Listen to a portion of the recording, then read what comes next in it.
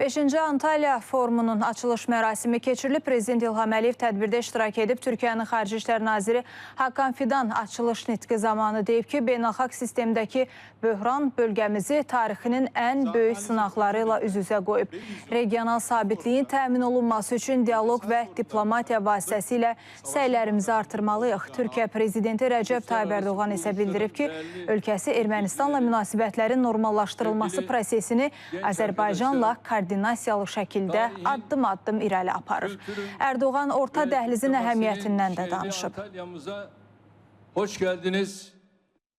Azerbaycan'la eşgüdüm içerisinde komşumuz Ermenistan'la normalleşme sürecimizi adım adım ilerletiyoruz.